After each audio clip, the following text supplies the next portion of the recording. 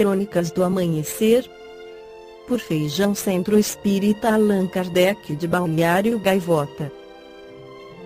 1º de novembro de 2020. Dormir 8 horas ou mais diminui o risco de lesões durante esforço físico. Parte 2.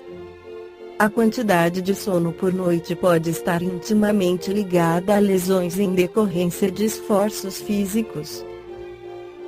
Ao menos é o que constatou um estudo realizado com 7.576 homens e mulheres das Forças de Operações Especiais do Exército Americano.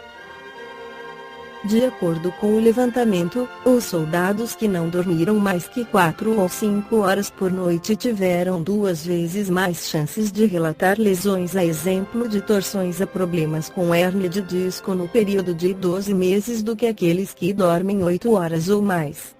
Quantidades adequadas de sono, especialmente entre atletas ativos, não apenas demonstraram melhorar o desempenho físico e a saúde, mas também podem ter um impacto positivo na prevenção de lesões, disse o coautor do estudo, Tyson Grier, do Centro de Saúde Pública do Exército. A maioria dos participantes, cerca de 63%, dormia 6 ou 7 horas por noite. Cerca de 10% não tiveram mais de 4 horas e apenas 16% tiveram pelo menos 8 horas. Mesmo pequenas diferenças no tempo de sono já apresentam resultados relevantes. Os soldados que dormiam 7 horas por noite tinham 24% mais chances de se machucar do que aqueles que repousavam por 8 horas ou mais. No caso de quem dormia 6 horas, o potencial de acidente subia para 53% e dobrava os que só cumpriam 5 horas de sono.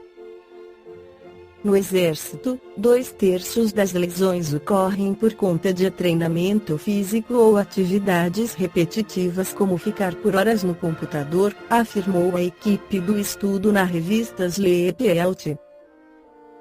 É possível que muito pouco sono leve à diminuição da atenção e atenção, o que torna as pessoas mais propensas a se machucar, disse o Dr.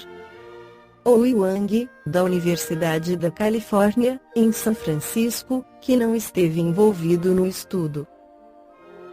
Além disso, a perda de sono causa danos às células em vários órgãos, completou.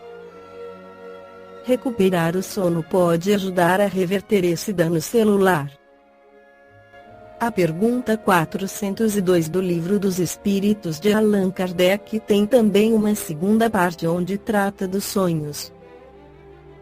Diz o codificador: o sonho é a lembrança do que o vosso espírito viu durante o sono, mas observai que nem sempre sonhais, porque nem sempre vos lembrais daquilo que vistes ou de tudo o que vistes.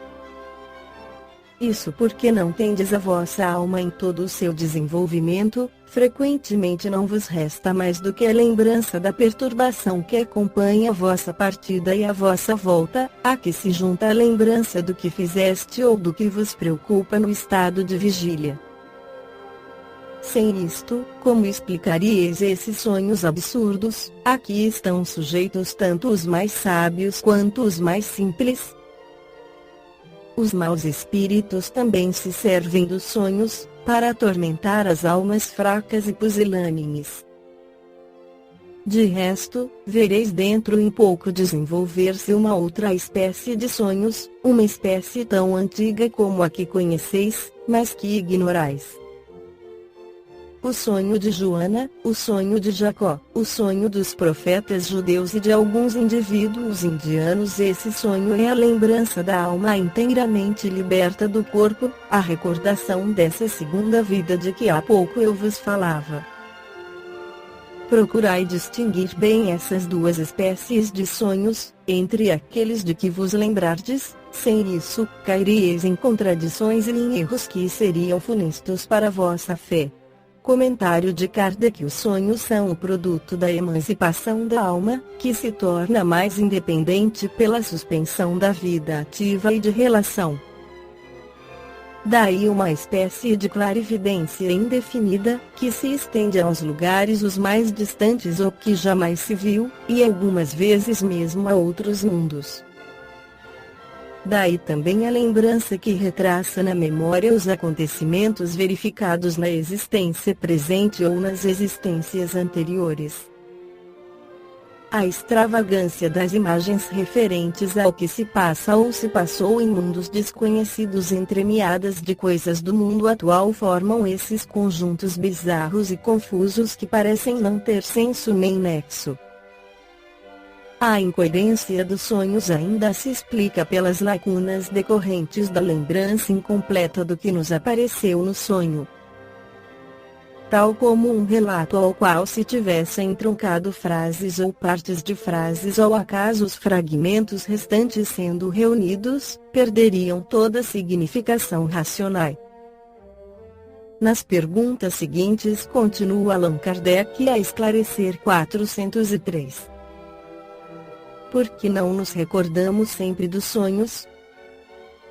Nisso que chamais sono só tens o repouso do corpo, porque o espírito está em movimento. No sono, ele recobra um pouco de sua liberdade e se comunica com os que lhe são caros, seja neste ou em outros mundos.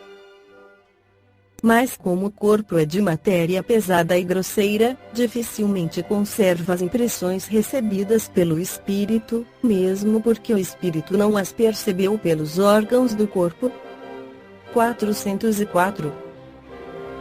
Que pensar da significação atribuída aos sonhos? Os sonhos não são verdadeiros, como entendem os ledores da sorte, pelo que é absurdo admitir que sonhar com uma coisa anuncia a outra. Eles são verdadeiros no sentido de apresentarem imagens reais para o espírito, mas que, frequentemente, não têm relação com o que se passa na vida corpórea. Muitas vezes, ainda, como já dissemos, são uma recordação. Podem ser, enfim, algumas vezes, um pressentimento do futuro, se Deus o permite, ou a visão do que se passa no momento em outro lugar a que a alma se transporta. Não tendes numerosos exemplos de pessoas que aparecem em sonhos para advertir parentes e amigos do que lhes está acontecendo? O que são essas aparições senão a alma ou o espírito dessas pessoas que se comunicam com a vossa? Quando adquiris a certeza de que aquilo que vistes realmente aconteceu, não é isso uma prova de que a imaginação nada tem com o fato, sobretudo se o ocorrido absolutamente não estava no vosso pensamento durante a vigília? 405.